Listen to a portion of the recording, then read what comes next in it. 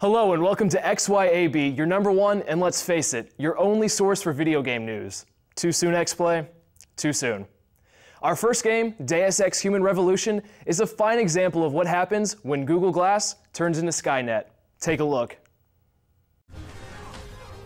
If the gameplay of Hitman and the environment of Ghost in the Shell were to make sweet, passionate, late-night, hormone-induced love, the end result would be Deus Ex Human Revolution. The year is 2027 and you are Adam Jensen, the newly hired security director of Seraph Industries, a controversial biotechnology firm that specializes in human augmentation. However, Jensen does a real f***ed-up job and terrorists destroy. No, they decimate Seraph's headquarters, causing him to be mortally wounded.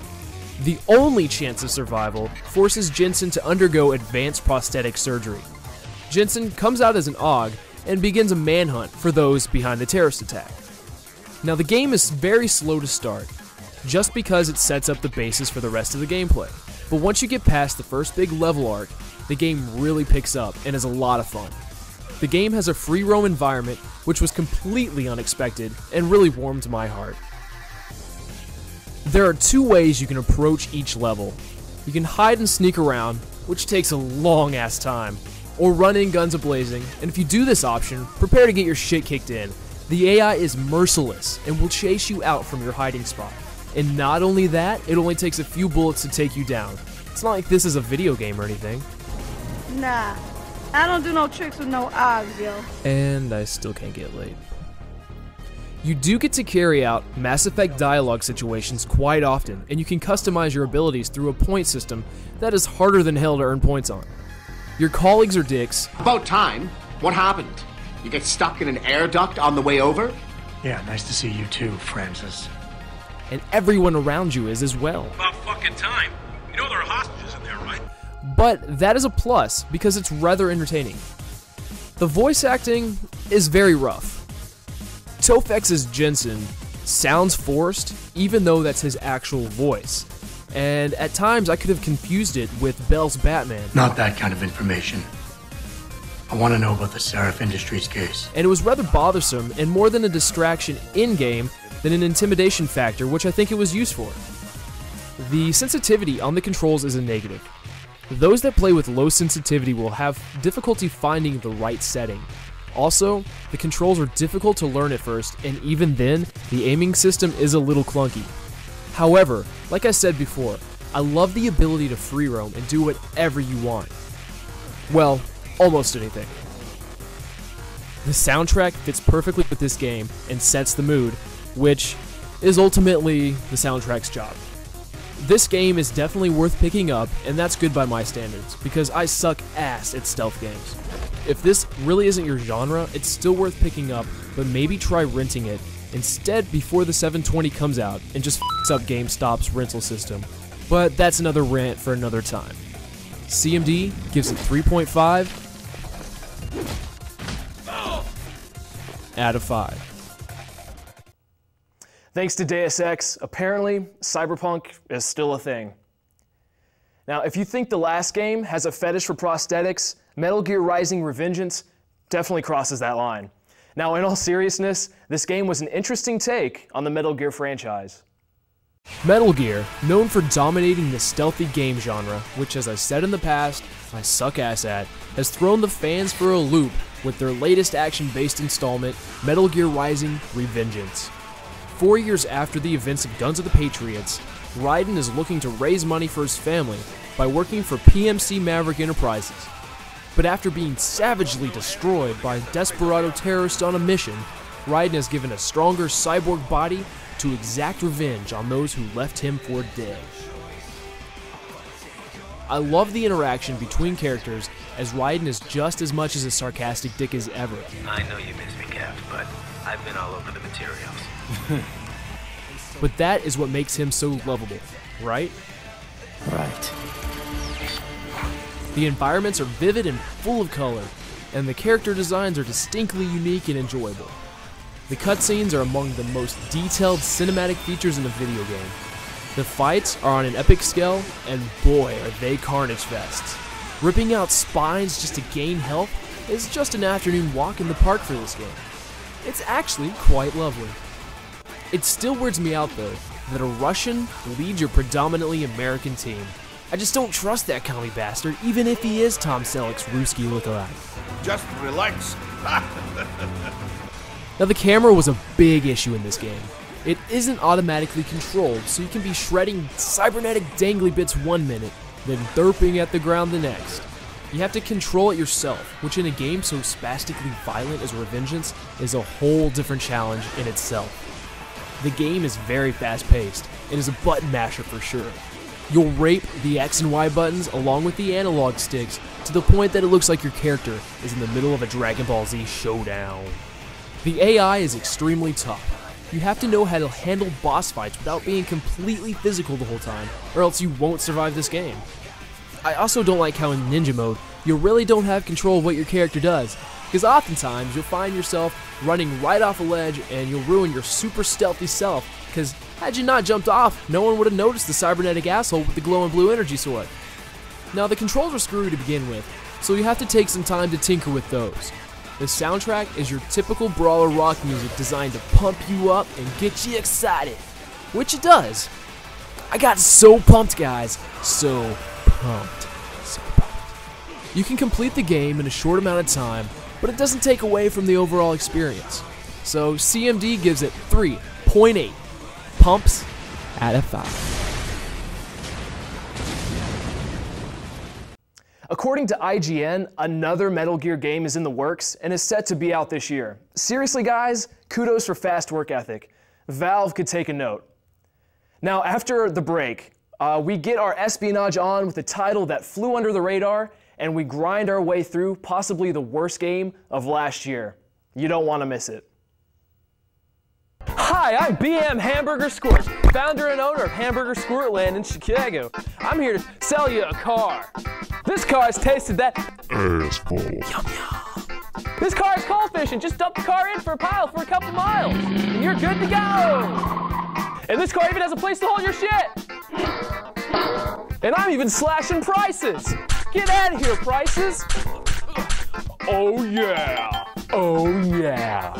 Don't buy from my brother TR. I wash my cars. I love you, TR. I wash my cars. Flirt, flirt with the Squirt Man.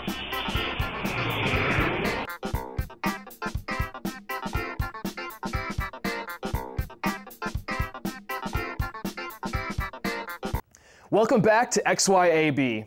Alpha Protocol is an RPG with RPGs and way too much stealth. But was that enough to ruin the game? Okay, so Alpha Protocol follows the storyline of secret agent Michael Thornton as he carries out covert operations for a secret US project labeled Alpha Protocol. After a missile launched by terrorist organization Al-Samad attacks a passenger plane, Michael is sent in to assassinate their leader, Shahid. But after he captures him, he finds out that the group who sold Shahid the missiles and information to carry out the attack has infiltrated Alpha Protocol. So, left for dead, Thornton must single-handedly take down Alpha Protocol from the outside. Have I sold you on this game yet? I'll need a little more sweet talk first. Just wait. The game is quite customizable when it comes to character appearance, guns, armor, skills, and abilities. But what sets that apart from any other RPG shooter? You have to ask, Thornton. Then there's your answer. The ability to choose from different classes, such as Tech Specialist or Soldier, dictates how you approach each level. The Mass Effect style of dialogue choices is pleasant, which ultimately shapes relationships with characters. Gameplay is virtually the same on each level though. You crouch, you run, you shoot, end of level. You must sneak around a lot, and for some reason crouching makes you invisible? Not sure about that one. So you must crouch basically at all times. At all times. The AI is slightly retarded. Oh, come on! I am right behind you! The same tedious task work for hacking, picking locks, and bypassing alarms is performed to death. Also, get used to this sound. Although the game is hard to die in, one thing that ultimately frustrated me was the lack of a save anytime feature. Why in 2010 would you make a platform RPG game that doesn't have that feature? Why? Besides those annoyances, the game is pretty entertaining. and the cutscenes are pretty to look at. The character interaction can be fun when you're not trying to decide which answer is best to get in your colleague's pants. Misery loves company. Care to share? Command gives it a 3 out of 5. Alpha Protocol now bombed in cells, so it's currently available at a low price. I suggest you pick it up. It's definitely worth the 15 bucks. Now, our next game is the Sultan of Suck, the King of Cringe, the worst of the worst, Duke Nukem Forever. Now, this game is so bad that retailers are basically giving it away. Now, take a look. I'm so sorry to do this to you.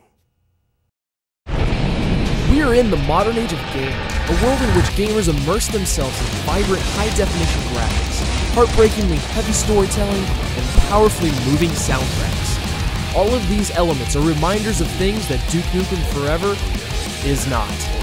To say the game is any less than an atrocity would be giving it too much credit. Now, going into the game, I had watched the reviews and read the critiques.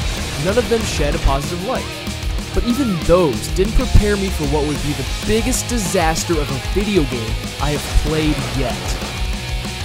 Duke Nukem Forever takes place 12 years after the events of Duke Nukem 3D, in which Duke must fight off an alien invasion on Earth.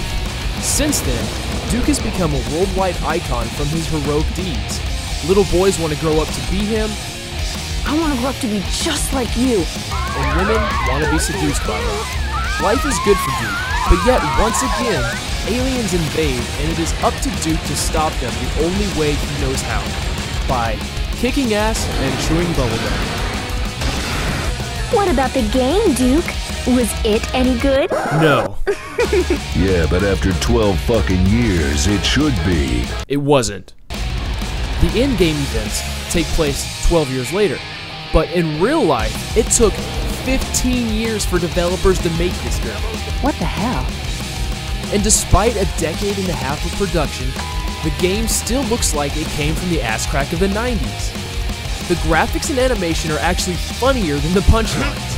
That being said, hardcore fans will appreciate the excessive use of crude humor and one-liners. It seems Duke Nukem Forever was either developed by or for pre-adolescent, hormone-induced nerds. On a side note, to spend 15 years on a game that barely surpasses the quality of its 96 release is really quite pathetic. That in itself may have been the greatest joke of the game. Redeeming qualities come few and far between, but I did like the game's easy mechanics along with the arcade style of play. That made it feel slightly more nostalgic once I could get past the blockiness of the graphic design. On the other hand, gameplay was incredibly glitchy, making some levels nearly impossible to maneuver. The sound effects were as sporadic as the animation and caused an overall displeasing gameplay.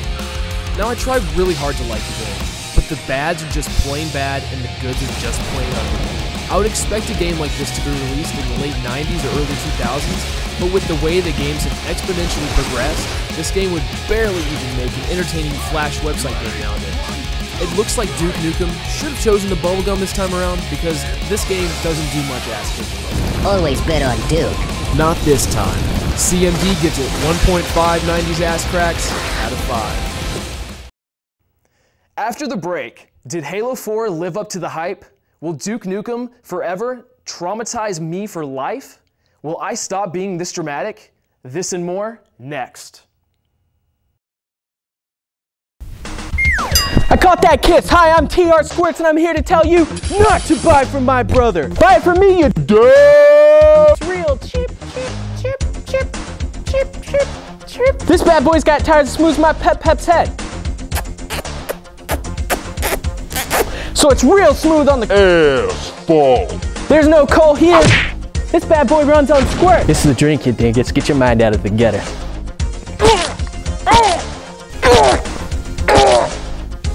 It's got fast speeds too, 150 miles an hour. This bad boy will go fast. You buy from me, it also comes with a fedora. And I've seen the fashion magazines. All the cool guys wear those, like actor Ryan Reynolds. I love you, brother. Don't make your pockets hurt. Buy from TR Squirts. You won't regret it.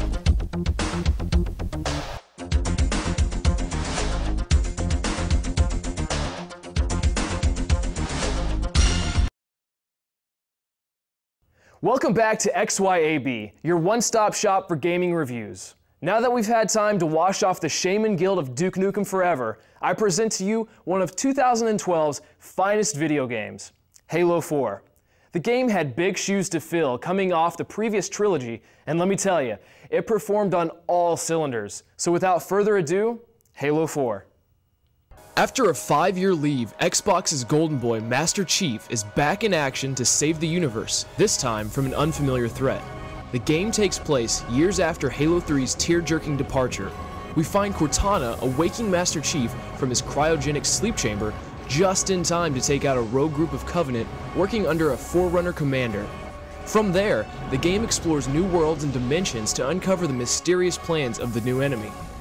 Jumping straight into it, the graphics have dramatically improved, giving environments a grand contrast of color.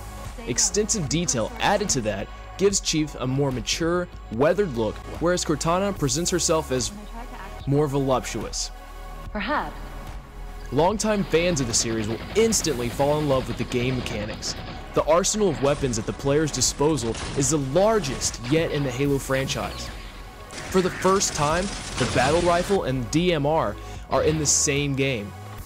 In terms of the new Forerunner weapons, we're introduced to the long-range Deadly Light Rifle and the short-range Destruct Scattershot. No weapon is overpowered as each one has distinct advantages and disadvantages. The multiplayer is addicting as ever. The game has adapted a Call of Duty style loadout system that can be personally customized through a level up purchase. Adding on to the online play is the new feature Flood, which is an entertaining spin on Infection.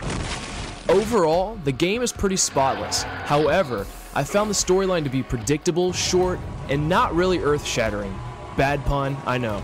The worst part had to be the Didact's distractingly awful character design. Something about a vampiric Voldemort with a receding hairline just doesn't scream planet killer. That can't be a coincidence. But if that's all I can pick on, then this game is worth a buy. CMD gives it 4.5 intergalactic ass kickings out of 5. I really can't wait for the rest of this trilogy. A big congrats to 343 Industries for making a remarkable game. Well, that's all the time we have. I'm your host, Michael Artress. Thanks for tuning in, and game on.